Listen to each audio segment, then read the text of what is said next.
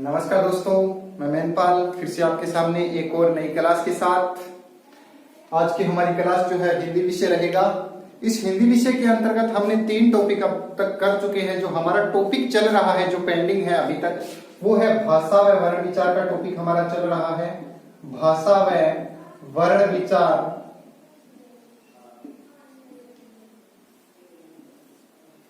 ये टॉपिक हमने करने जा रहे हैं। इसके अंदर जो है हम 3 क्लासें अब तक कर चुके और आपका यूट्यूब की तरफ से बहुत बहुत हमें प्यार मिला, उसके लिए मैं आपका आभारी हूं।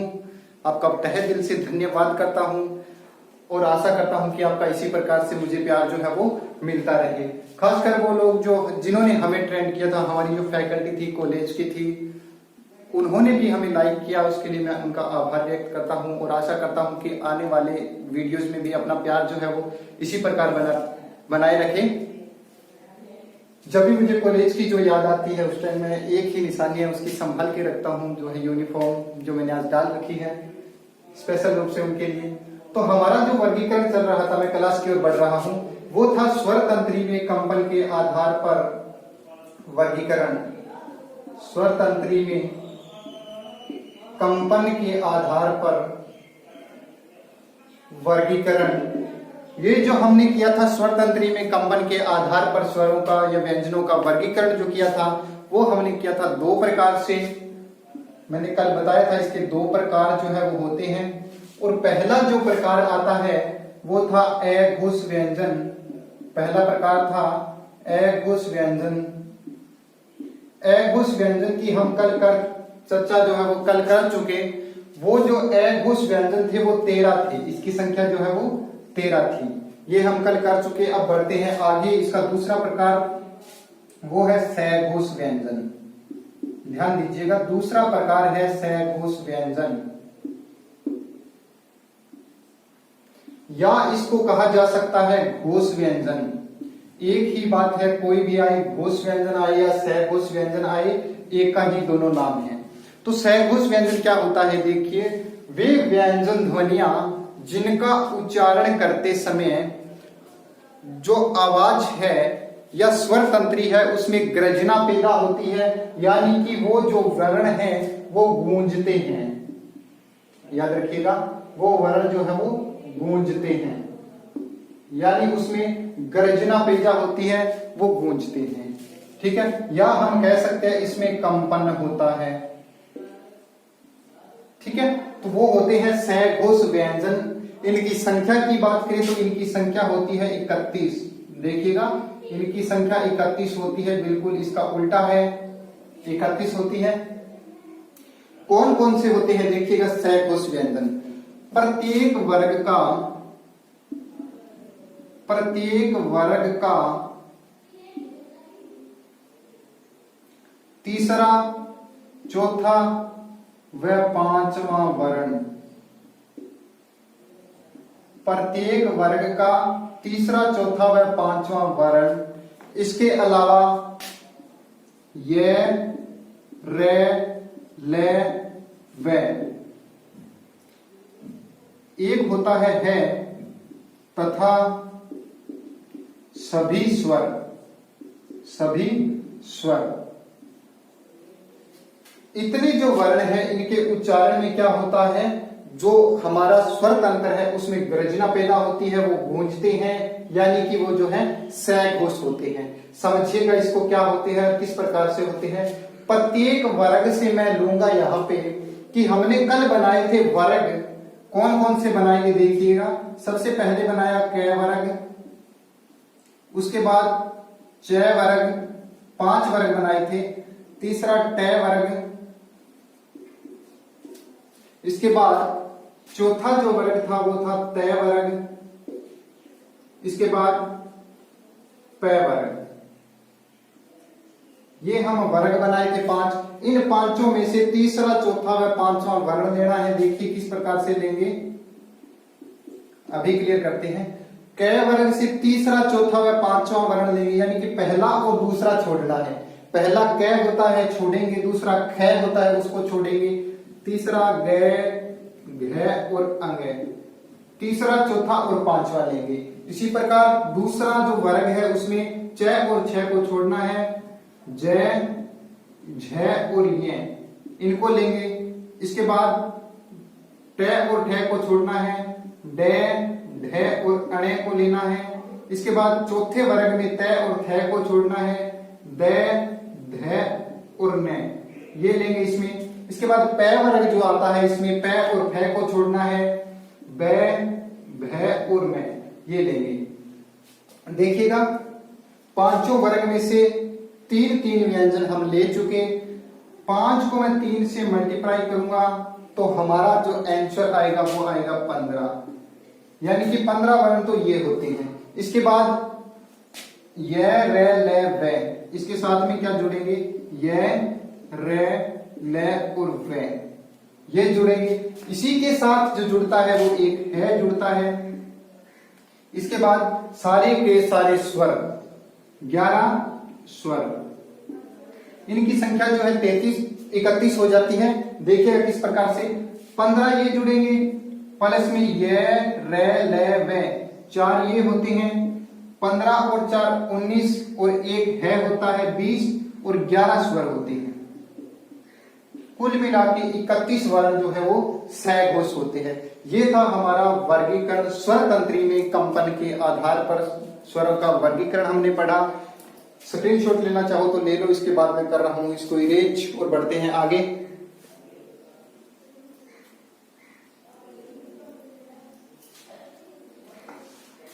चलिए करते हैं इसको इरेज। मैं इसको इरेज कर रहा हूं, तब तक हमारे वीडियो को सब्सक्राइब कीजिएगा, चैनल को लाइक कीजिएगा।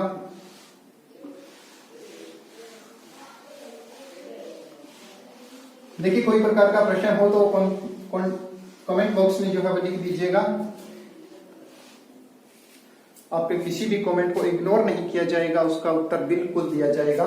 इसके बाद बढ़ते हैं आगे। अगला जो वर्गीकरण है वो है प्रणतव के आधार पर, यानी जिसको कहते हैं प्राण वायु के आधार पर। प्राण वायु के आधार पर व्यंजनों का वर्गीकरण।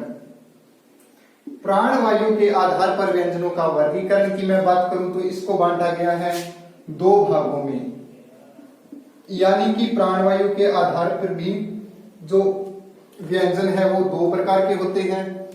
देखिएगा कौन कौन से होते हैं। सबसे पहला जो प्रकार आता है वो आता है हमारा अल्प प्राण। सबसे पहला अल्प प्राण।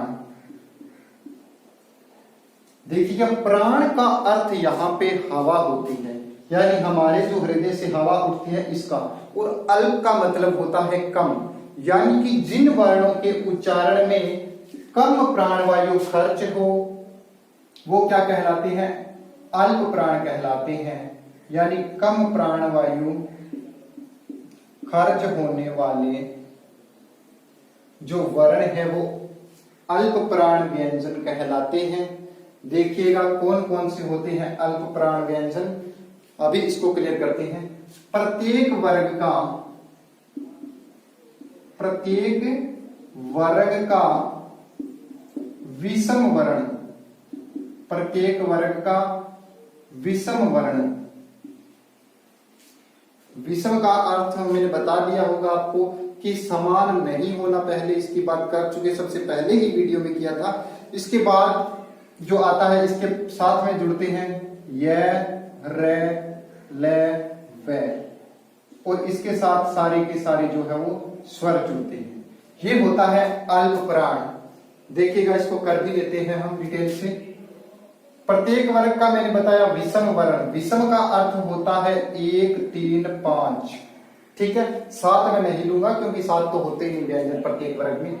तो प्रत्येक वर्ग का विषम वर्ण, क वर्ग का विषम वर्ण होता है क, ग और अंग, ये 3। इसके बाद दूसरे का च, ज और य। ट वर्ग का ट, ड और अण। त वर्ग का त लेंगे, द और न। इसके बाद प वर्ग का प, ब और में। ये 3 जो है प्रत्येक वर्ग में विषम वर्ण होते हैं।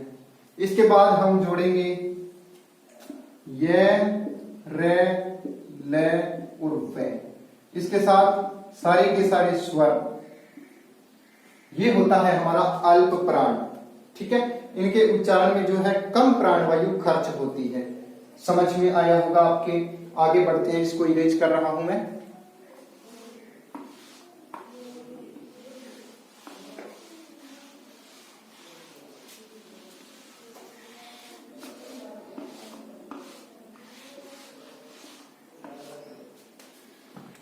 इसके बाद दूसरा जो वर्गीकरण आता है वो आता है महाप्राण।